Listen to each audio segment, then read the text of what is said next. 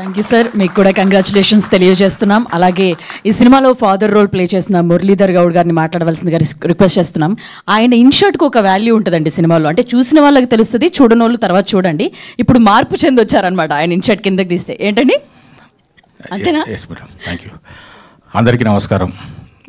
Madam గుర్తు చేసినట్టుగా యాక్చువల్గా నేను ఈరోజు అదే గెటప్లో మేము అందరి ముందు మాట్లాడాలని అనుకున్నాను, నా సంతోషాన్ని వ్యక్తపరచాలని అనుకున్నాను. సంతాన ప్రాప్తిరస్తు అనేది ఒక ప్రతి మహిళకు కావలసినటువంటి ఒక అంశం. అటువంటి సున్నితమైనటువంటి ఒక కథా వస్తువుని తీసుకొని సంజీవ్ రెడ్డి గారు అద్భుతంగా తీసినటువంటి సినిమా సంతాన ప్రాప్తిరస్తు. మేము ఆశించినట్టుగానే సినిమా విజయవంతమైంది, మీ అందరి అభిమానం పొందింది. ప్రేక్షకులందరూ చూసిన వాళ్ళు బాగుంది అని ప్రశంసిస్తున్నారు. అది చాలు, ఇది ఇంకా ముందుకు వెళ్ళాలని, ఇంకా విజయవంతం కావాలని కోరుకుంటున్నాను.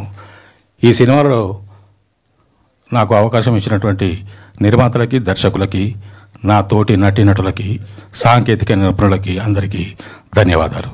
Thank you. Thank you so. అలాగే ప్రతి సినిమా